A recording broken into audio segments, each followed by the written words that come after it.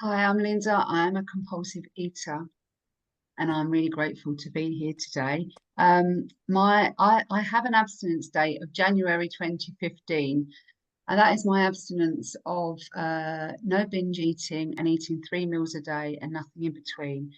I've never picked up my alcoholic ingredients in that time again, but that is not my abstinence date from compulsive food behaviors. And I have a story that has a slow drip relapse in it from compulsive food behaviours. And I'll talk a bit about that. I am maintaining 150 pounds weight loss, and I'm maintaining, for me, what a medical professional describes as a healthy body weight, even though it doesn't match up with a lot of what the world shows as a healthy body weight. But I have a medical professional who has confirmed that I'm in a healthy body weight for my age and my lived experience with the disease of compulsive eating. So that makes me a very grateful person, and it is a miracle that's hard to believe has happened in my life, and it happened in the rooms of this fellowship, and it particularly happened for me in the room where this meeting originated.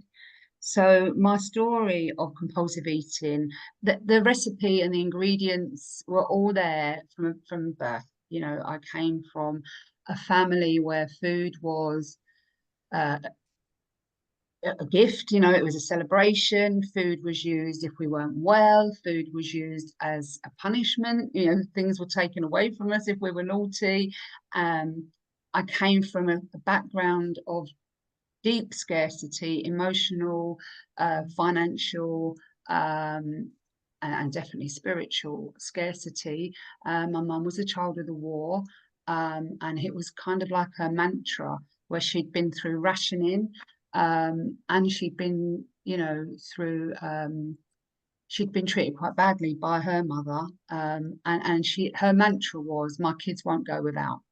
And so it was like her story in life. It was like a main thing that she would just continually give. She could give food, she could give um, material things. When she had them, she would give them away freely. But she, unfortunately, was never shown how to give the real, valuable things of love, guidance, acceptance. It just wasn't in her toolkit, and it wasn't possible for her. So I never got to see how that was done when it was important years of my life. We lived a life of definitely, like I see it, like a shop front. Put an image out to the world that we are a close family, and we are undivided, and everything is fine. And yet behind the scenes, it wasn't fine. What I now know to be healthy emotional modeling and teaching and guidance and care just wasn't there. I was left alone for quite a bit. My eating disorder, as I see it, really took off when a significant thing in our lives happened, and my dad died when I was 11. And again, there was no adults around who were emotionally equipped to help me understand what that meant. And somehow, some way, I have no idea how, but the message went in my mind that somehow this must have been my fault. And it's weird to say that, but that's just how it was. I can remember being very, very small in the world and looking for somebody to take care of me. And it seemed like everyone was going around, wrapped around my mum and her grief, and they all understood it, and I didn't. And that's where my story of not understanding life and how to cope with it began. Very soon after that, I found um, eating in isolation to be my thing. So there was always food around, and abundant food. We were all overeaters, but it wasn't that. It was the eating when I was on my own that was going on that nobody knew about. And it would be the odd thing. Just when I got on my own, I could have one of the brown, things that a lot of us have a problem with. But it just grew over the years to be huge volumes of all types of foods. But it was only ever when I was on my own. 5 minutes gone. Okay, I'll go right with that bit, because it just manifests in the way that so many of us hear here. It gets worse, never gets better. It's a progressive, permanent and fatal illness. I didn't know any of this. And I tried every method that was out there to control it, some with some success and some with none at all. I came to OA when I was so frightened, because I knew that the dieting that I used to be able to do maybe once or twice a year and take off big chunks of weight, I'd lost the ability for the Monday morning. So at Sunday night, I'd eat and eat and eat. And then Monday morning, I'd start some kind of diet. Sometimes it lasted for 2 weeks, sometimes it lasted for 2 days, but I just lost the ability. The Monday mornings, I couldn't get there anymore. And it was suggested to me to come to OA. That was in 2009. And so it doesn't take a lot of maths to work out that if my abstinence date was 2015, I didn't get well straight away. And I spent a lot of time in meetings, absolutely desperate, like that small child that was looking. I can remember just coming into meetings and hearing, particularly the Greenwich meeting, where there was a lot of well people there. And I was so desperate. But I didn't know the nature of this illness and what it was going to take. And I certainly didn't know or want. I was petrified of the idea of a higher power, or giving away my power, or not getting the answers. So I was here trying to sort of like get the meal plan and group support and get out and take. I heard things like take what you want, leave the rest. And it was like, well, I don't want God, but I want everything else. I want what you've got, but I don't want what you've done. So that went on. It was a real time of confusion. I had periods of abstinence, and so many people tried to help me, until I was on my knees and completely out of ideas and in a state of desperation. In this meeting, somebody heard me and asked me the question, "Are you tired yet, Linda? Are you tired, Linda?" she said. And those words rung out. I was so tired and done. And I asked that lady to be my sponsor. She was reluctant, because I remember her saying to me, "Linda, you talk the talk, or you've heard the language of the rooms. I did. I learned the language of the rooms, but I wasn't really, was I out of ideas?" And we went through step 1 together, and she clearly had my own step 1 experience, and I learned the nature of this illness, that plays out in the twofold nature of it. And I never understood that before. The allergy of the body, certain things, when I ingest them, trigger off this phenomenon of craving that I can't stop. I can't stop once I start. And then this obsession of the mind that over any period of time, once I can't stop from starting again, because I've got a mind that tells me it's not a problem and it'll be okay. I worked the steps with that lady, and I got every single promise that is offered to me in this book. And I continued to work the steps. But somehow, 6 years on, I was in a state of, whilst I was abstinent and whilst I was doing everything that was suggested, service, working the tools, doing annual step 4s, I found myself as deep in the bedevilments of this illness. I was prey to misery and depression. I was, I couldn't really hold down relationships. I could make a living, but I was petrified the whole time. I was still full of fear. And I was slipping and sliding. So this is where I got to the stage where I was eating 3 meals a day, no alcoholic ingredients, substances. But every single thing that I was eating in those 3 meals was for comfort and not for nourishment. Everything. And I can remember one particular thing that I was honest about with my sponsor. And she said, "How often do you want that, Linda?" And I said, "I want that all day, every day." and managed to not have it. I have it 3 times a day. And she said, it sounds to me like all day, every day, you want comfort, and you're not you're still trying to get it from food. And I thought, yeah, I am.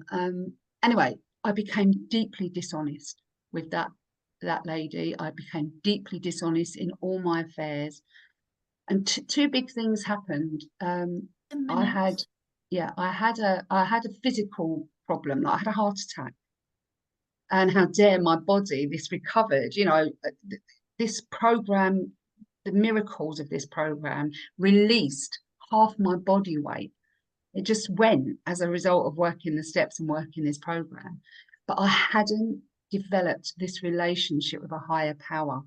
I thought abstinence and this program was my solution.